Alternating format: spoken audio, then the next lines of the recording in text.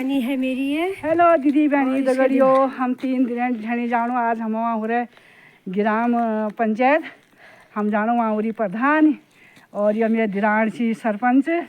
हम लोग जानो अब देखो भाई के हो रहा वहाँ गिनाऊँ वीडियो बनाओ। ये हो रही मामा पंचायत।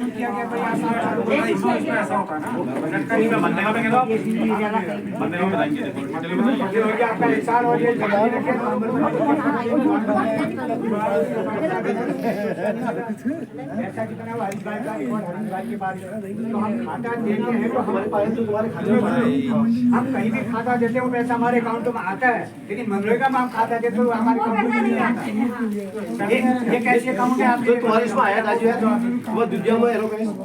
अरे पैसा है जिन्होंने रिकॉर्ड के बाद सब कुछ है ना। नहीं पैसा तो आया है, नहीं फिर पैसा खुशी खत्म तुम करो। ऐसा ना देखो नहीं तुम्हारे खाते में आया है।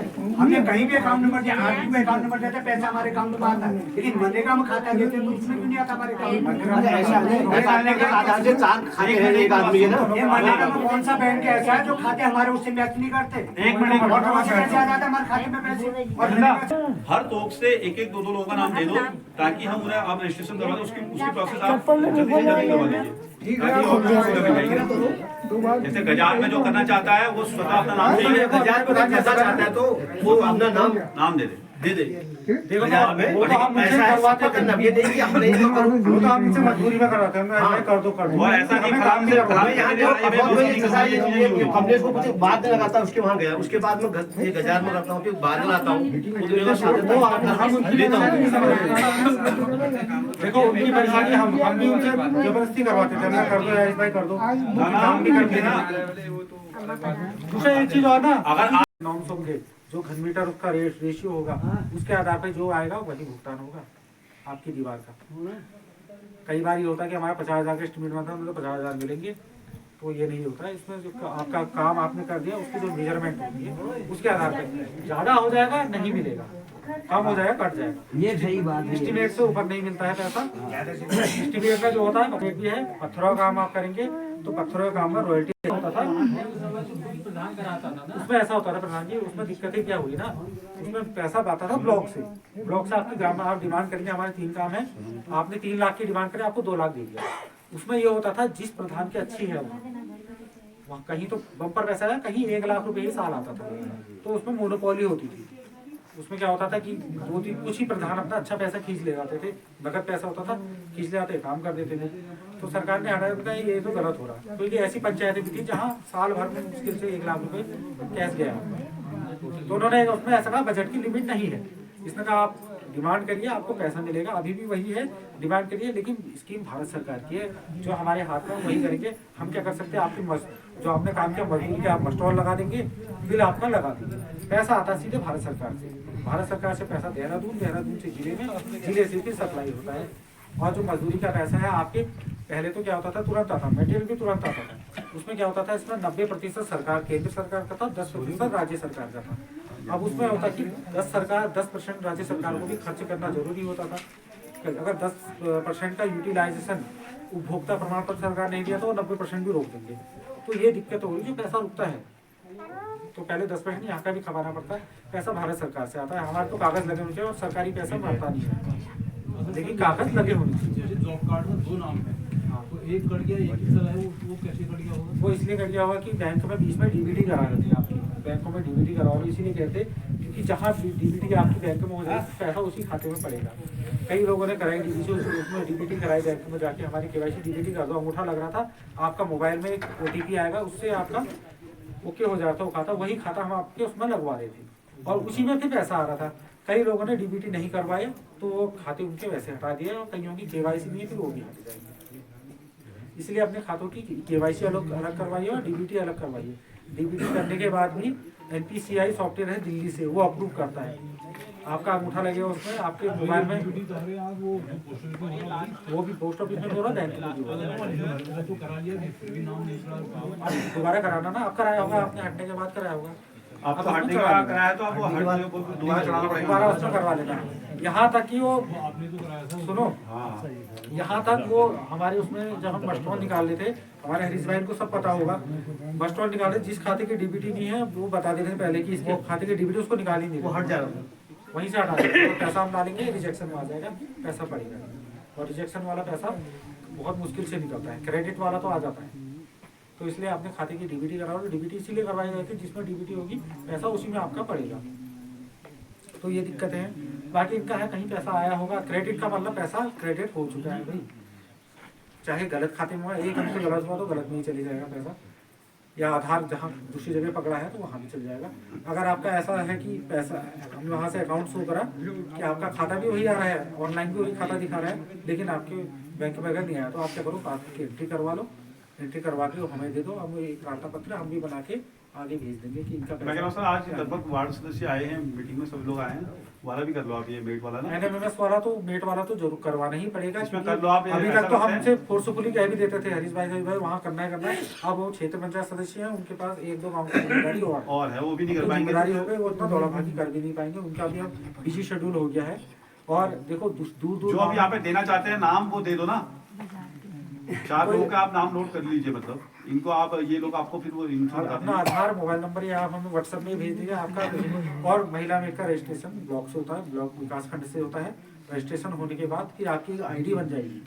जब भी आप एनएमएमएस करेंगे तो मस्टॉल में आप बकायदा आपका नाम भी लिखाएगा। एनएमएमएस करने का ये मतलब नहीं आपकी फोटो खींच दी, देखो नाम लिखा रहा है, कहीं गड़बड़ी, वो बहुत जिम्मेदारी वाला काम है जो उन्होंने किया। हाँ, लगातार काम करेंगे। गलत करेंगे तो पहला सवाल जवाब इनका होगा, क्योंकि 3 जगह वो बन चुके हैं, चेतावनी लेटर 3 जगह बन चुके हैं। वसूली के लिए दोबारा हम वसूली के लिए हमें बनेगा कि हम महिला नेट से, क्योंकि गलत ऐसी जगह भी आई जहाँ काम करवाते हैं। कि आप लोगों का बहुत सौभाग्य है कि हमारे पूर्व प्रधान जी की पत्नी पुनः प्रधान बनकर आई हैं। जब मैं यहाँ स्टार्टिंग में आई, मुझे चार्ज मिला तो मुझे भी इनका मिजाज बहुत सख्त लगा। मैं बताती हूँ कैसे। मतलब प्रधान जी अगर कोई काम आप लोगों का है ना, मुझे 8 बजे भी फोन करते हैं कि मैडम ये काम होना जरूरी है। मुझे बुरा भी लगता है कई बार कि मेरा टाइम नहीं है, लेकिन मुझे वो करना पड़ता है। लेकिन हमारी बारगढ़ पंचायत हर काम में सबसे ऊपर है। यूसीसी पंजीकरण में सबसे ज्यादा हमारे बारगढ़ के हो रखे हैं, जो 100% होने, बताऊंगी अभी मैं क्या है वो विस्तार से।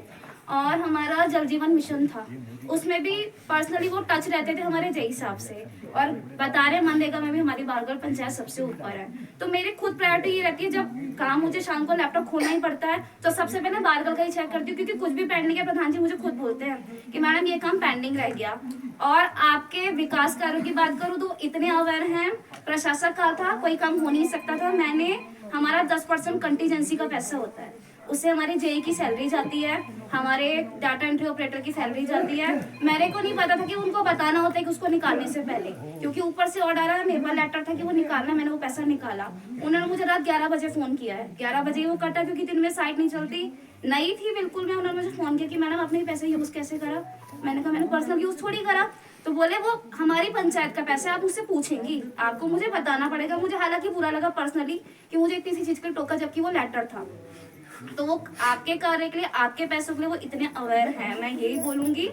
और अब मैं आपको अपने कार्य की बात बताती हूँ। तो एक तो हमारा विकास कार्य हो गया, और दूसरा मैं क्या है सर्टिफिकेट्स के सिग्नेचर भी मैं करती हूँ। तो मैं विकास कार्य की बात बताती हूँ। लगभग हमारे पास 4 लाख रुपया है, क्योंकि 1 साल से ये फंड यूज नहीं हुआ, लिमिटेड मिलता है।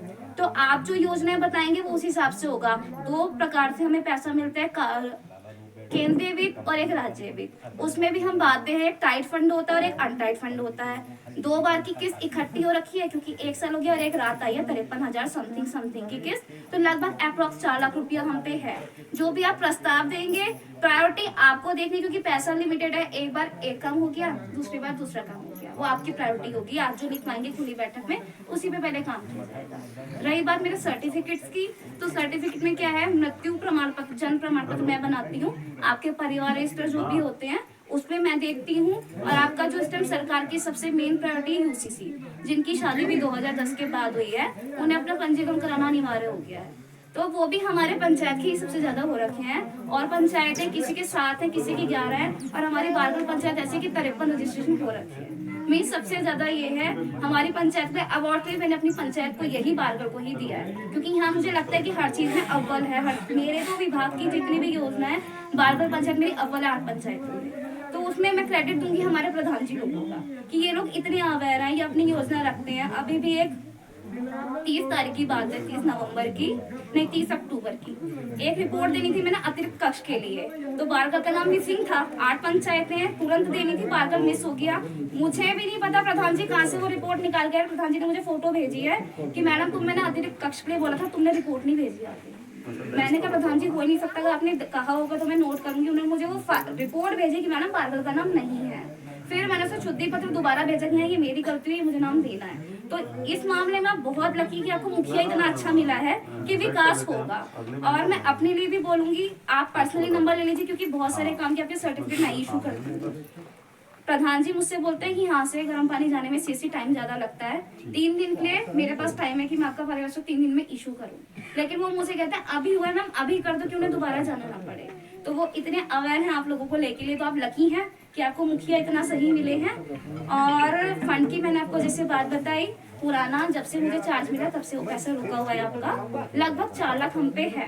आपके पेयजल की जो भी समस्या सार्वजनिक ही होती है यहाँ पे, आप वो बता दीजिएगा, जो रह जाएगी वो अगले वित्त में जैसा आएगा उसमें एडजस्ट हो जाएगा। आप प्रस्ताव बता दीजिएगा, मैं नोट डाउन कर दूँगी। और सर्टिफिकेट की जैसे मैं बताती हूँ, बस एक यूसीसी पंजीकरण ही है जो 100% होना अनिवार्य है। चाह पानी रहेगा स्वागत। चाहे यहाँ से करा सकते हैं, चाहे लड़का वाली चाहते हैं वहाँ कर डाल सकते हैं, या फिर शादी कहीं बाहर जाके जिसे कहीं जगह करते हैं मंदिर में की जाके की उस स्थान से भी पंजीकरण करा सकते हैं। चाहे आप यहाँ से मेरे से करा लीजिए, साइन मेरे पास आएंगे। जब आप सीएससी सेंटर से फिल करेंगे वहाँ पे ऑप्शन आएंगे 3 कि या तो आप जहाँ का लड़का है वहाँ बस सही है आप शाम को फोन करके कागज बनाएंगे ना। जी जी आप सीएससी सेंटर से पंजीकरण कर दीजिएगा, होगा सीएससी सही बनने का होगा। ये हमारा हाँ सूरत को दे दीजिएगा कागज, उन्हीं के थ्रू वहीं देखा सब अब प्रस्ताव लिखना पड़ेगी।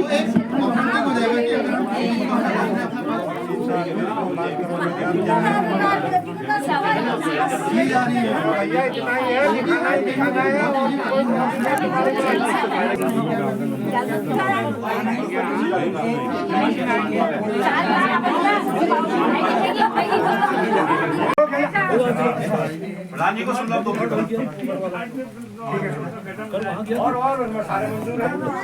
अगर किसी की कोई अभी भी प्रस्ताव छूटा है तो बता दो। विधवा पेंशन, वृद्धावस्था पेंशन या विकलांग पेंशन, कोई भी पेंशन या कोई भी प्रस्ताव छूटा है तो अभी लिखा दो। फिर बाद में नहीं होना चाहिए कि मेरा प्रस्ताव नहीं लिखा गया, मैं मीटिंग में गया। अभी पहले ये लिख लो। और अपने आस-पास पड़ोस में प्रस्ताव दे सकते हैं, पहले ये जनमिलन केंद्र का प्रस्ताव आया है यहाँ। ये तो उनकी मुख्य उसमें एजेंडे में है जो जनमिलन केंद्र का उद्योग करना है आपने। अतिरिक्त कक्ष और इसकी वो 4 दीवारी जनमिलन केंद्र की जहाँ बैठे हैं। हाँ मैडम ये वाला लिख लीजिए। 4 दीवारी का इसको 2 मंजिला भी बनाना है हाँ प्रधान जी, 2 मंजिला भी तो बनाना है इसको। हाँ रिपोर्ट ठीक ही भाई यहाँ पे लिख दे रहे हैं, वो तो आपके एजेंडे में, वो तो अलग है।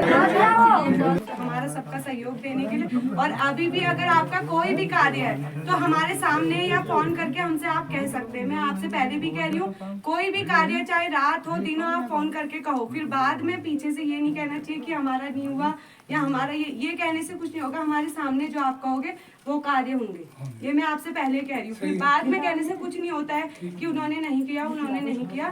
तो आज मैं ग्राम विकास अधिकारी जी का और सेक्रेटरी जी का भी बहुत बहुत धन्यवाद करती हूँ पूरी ग्राम सभा की ओर से कि आपने आए और हमारी ग्राम सभा में पारित हुए।